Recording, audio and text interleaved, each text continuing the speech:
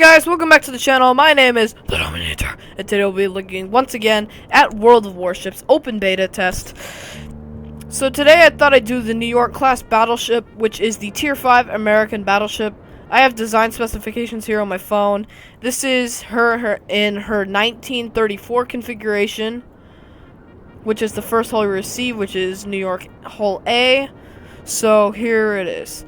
Okay, so main armament 10 14-inch guns, 356 millimeters, housed in 5 double turrets, 16 5-inch 51 caliber secondary armament guns, 8 3-inch 50 caliber anti-aircraft guns. Now, as built, she could fire torpedoes. Her torpedo tubes were removed, and she has 8 1.1-inch 28 millimeter anti-aircraft guns. Now that's after the now in World of Warships it's not exactly that precise, but it's close enough. So it's got 8 half-inch 12.7 millimeter Browning marked M2 modification 2 machine guns, and of course the 8 single-barreled 3-inch anti-50 caliber Mark 22 anti-aircraft guns.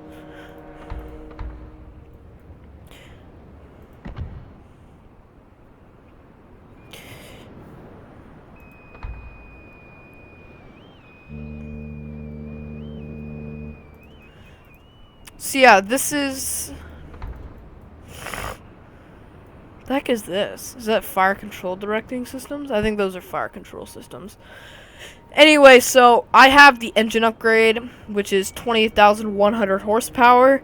It can propel the ship at 21.5 knots, which is not a very fast speed.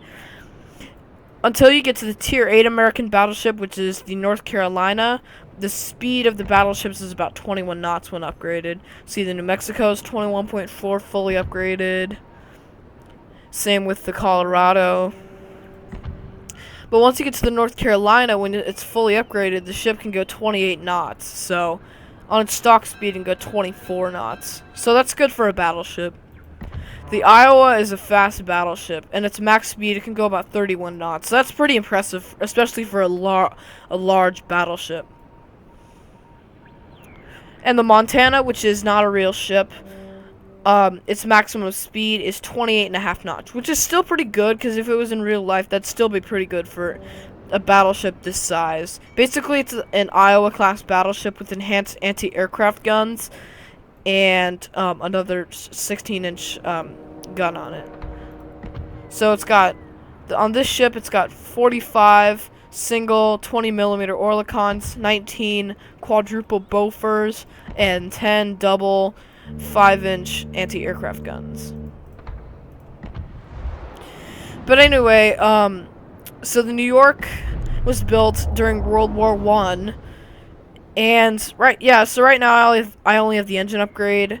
I have the stock fire control systems, which is the stock range is 14.2. When upgraded, it's almost 16 kilometers, which I'm working on right now. I have 319 XP to go, so I think I'm gonna take this thing into battle, see how long I last, and hopefully I can get over 320 XP. Well, I want to get a lot of XP so I can actually get it. Sorry, I'm putting on chapstick. So yeah, I want to get more. I want to get more XP so I don't have to use some of my free XP. I mean, I'll do it, but I try to avoid using my free XP, and I try to use it for other ships. So is that in the Wiki Alpha? Oh my god, there's a Wiki Alpha in this. So this guy right here, it says he's in the Iwaki Alpha, which is the tier 4, Japanese premium alpha. Well, it's an alpha test. Battle starts. Well, it was the alpha test award for how many number of battles you participated in closed alpha testing. Now, I'm from closed beta, so the New York was in closed beta testing. I love the New York, but probably I've only gotten 4 battleships on the American tech tree. I got to the New Mexico, which is the tier 6 American battleship. Its main armament is still 14-inch guns, but it's housed in 4 triple turrets instead of 5 doubles. So it can fire 12 14-inch guns in a full salvo. So that's 12 14-inch armor piercing. No, I usually load up armor piercing. That works very good because in one of my games I played like half an hour ago, I actually magazined a Furtaka with a full broadside of my 14-inch guns with armor piercing shells. So that was pretty funny to watch. He didn't say anything, but I think he got really pissed off at me.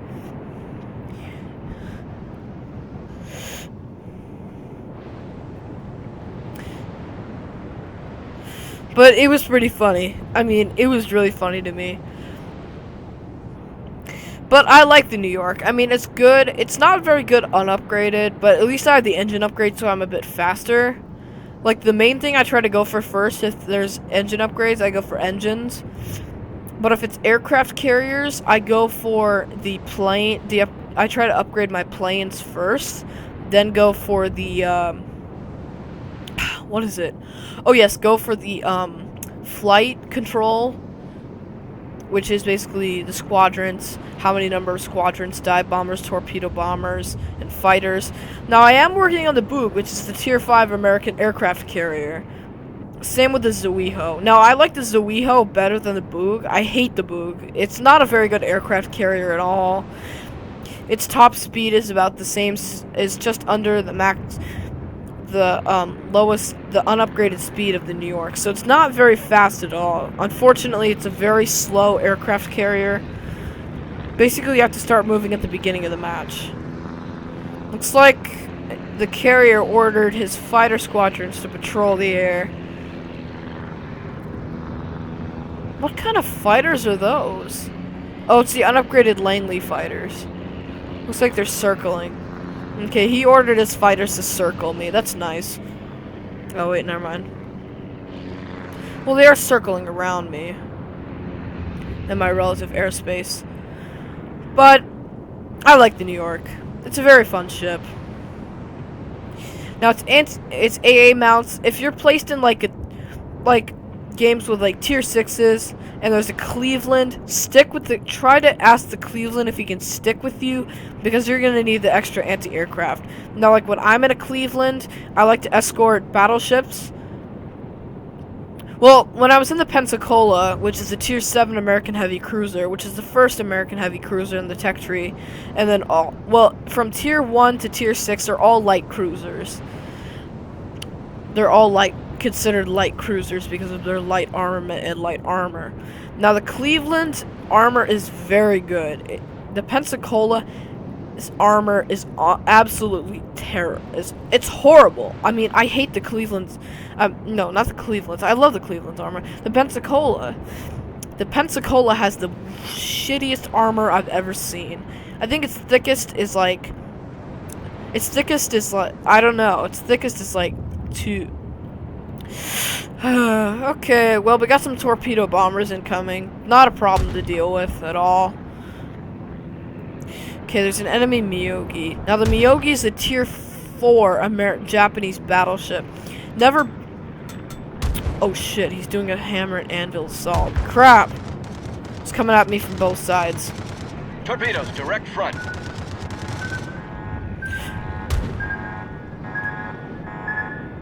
Oh, God. Ooh.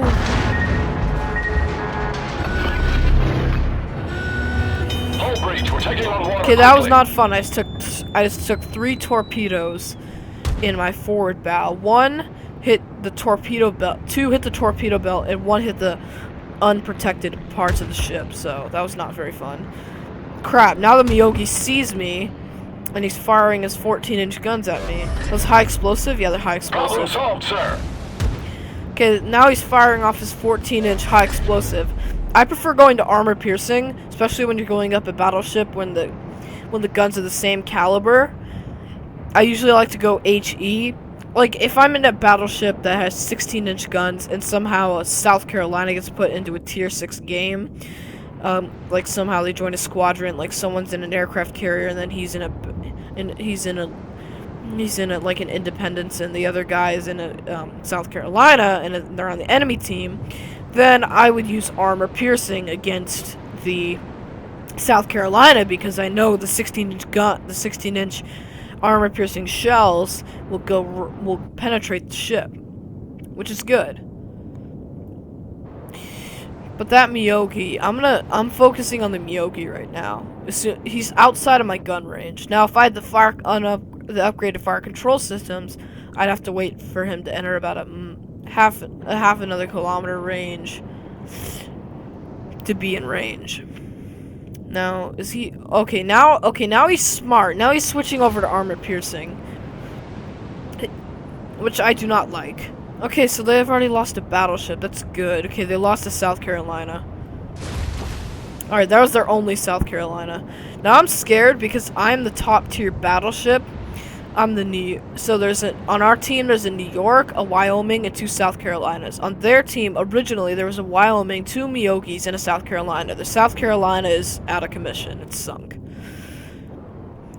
Okay, that destroyer. He's probably looking for the aircraft carrier, and I'm with him. I'm gonna look for the carrier with him to bring some heavy support for him, because he is probably detected because there is a squadron of fighters from the enemy Hosho that are over him, so the battleship can see him because he's using his anti-aircraft guns. That battleship must have used his repair ability because he is hurt. Looks like he got hit by torpedoes. Looks like he's flooding. I don't see any visible damage of fires. Well, yeah, I don't see any visible trace of fires. Okay. Okay, there's a Tenryu over there. Oh, he's AFK! Okay, well, he's not moving. That means he's probably AFK. So I think I could sink him and get a free kill. Right, up here. Those torpedo bombers think they can sink that Minakaze, but I don't think they can. Okay, well, he's firing torps at him. Those torps will probably... Oh! Ooh, he almost got hit by those. Smith, hold in there, buddy. But... Oh, good, he's laying down a smoke screen. Okay, good. Now I'm behind the smoke screen, so the Miyogi can't see me. That's good. Okay, that's good. Now the Miyogi can't see me. Because I'm covered in the destroyer's smoke screen. He probably lost me from visual detection. But because I'm retraining the Wyoming's commander on this battleship, the detecting ability is reduced by 50%, and I'm still retraining. His rank as commander, I figured it out that if you, like, I've had the same cruiser commander basically on the American cruiser since tier 1. Or I think I've only replaced it him once or twice. Okay, there's the enemy carrier. That's good. Okay, that's a good sign. Okay, the Minakaze's capping. So that distracts. So that loses. So now the Miyogi is gonna focus on engaging that Minakaze. Now the Minakaze is the tier 5 Japanese destroyer, and I like the Minakaze. It's better than the Matsuki. I was almost at the Hatsuharu, but I unfortunately did not get to it.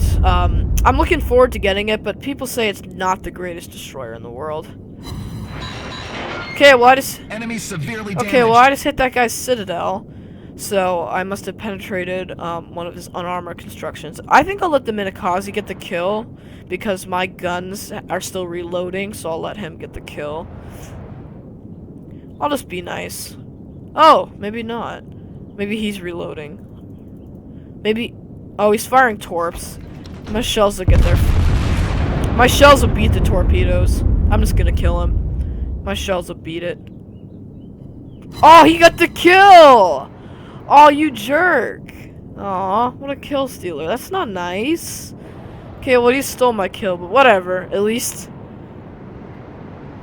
Who is this guy? Oh, he's in a Minakaze. He's wrecking. Those torpedo bombers are just... That carrier captain's stupid because he might get lucky and get a torpedo on the Minakaze, but it's highly unlikely unless the Minakaze is being stupid. Ooh, he might. Yep. Okay, well, the Minakaze was driving in a straight sailing in a straight line. Now, that's a very common mistake with torpedo bombers. You sail in a straight line. No, as soon as you see the torpedo planes, you start turning. Because then the torpedo bombers have a lower chance of getting their torpedoes into your hull. As you can see back earlier, I was maneuvering to try to avoid the torpedoes. Now, that's a very wise strategy. That's one of my strategies. I play this with successful tactics that I've learned from other players. Okay, that Miyogi's been using his whole repair ability because he's up to 12,000 health. And he's firing armor piercing at me. He knows my range. I'm out of his range. Because I'm unupgraded. He thinks I can only go 18 knots, but he sees I can go faster. Okay, that Omaha's in range. That Omaha can be a significant threat to me because of his damage per minute in a 6-inch gun, so I'm gonna take him out. And he has torpedoes, which does not help at all. That the fact that he's torpedoes, the torpedoes actually make him more of a threat to me. But it's pretty loud for me. I mean, firing the guns. I think you guys can hear over me because. Okay, well now Omaha's firing at me, and his damage per minute can kill me, even though he only has. Even though my guns are 8 inches larger, he can still kill me. But the good is that I can use his light armor and stuff to my advantage because, okay, there's some torps. All right, we got some torpedo bombers. I can use it to my advantage because basically the Omaha and the Kuma are floating citadels. Torpedoes, dead ahead. Torpedoes. Oh, dang it. Okay, well, I was sailing in a straight line and being a dumbass. So, alright, well, you guys saw that. I pretty much survived 3/4 of the battle. But I mean, I love the New York. It's a very fun, very, very fun ship. Now, what are the slight disadvantages? Well, slow speed is the main disadvantage, and the turret rotation speed is the main disadvantage of the New York. Let's go take a look at the turret rotation speed. Okay, so it takes the same time it just takes 4 seconds less than the Congo does, as I said in my Congo video, like last week. It turns 64.3, it takes 64.3 seconds to rotate the guns 180 degrees. It takes 4.3 seconds less for the New York. Now, the New York's armor is very similar to the Congo's armor. I mean, I like that advantage in armor because small 4-inch guns will just bounce off the side. The shells will literally bounce off the side. But yeah, anyway, guys, that was my video for today. I hope you guys enjoyed it. Please tell me what other ships, tanks, well, ships, planes, and tanks for War Thunder and World of Warships. Tell me what other games to play in the comments section. I will be uploading another episode of Pirate Craft probably tomorrow, and one of my friends says he wants to join, but he has to fix his Minecraft. So if he fixes it by tomorrow, he can join the series. He'll join the series. Inner Civilization. But anyway, guys, until tomorrow, I will see you guys on the battlefield of War Thunder and hopefully on the high sea battlefield of World of Warships. Take care, guys.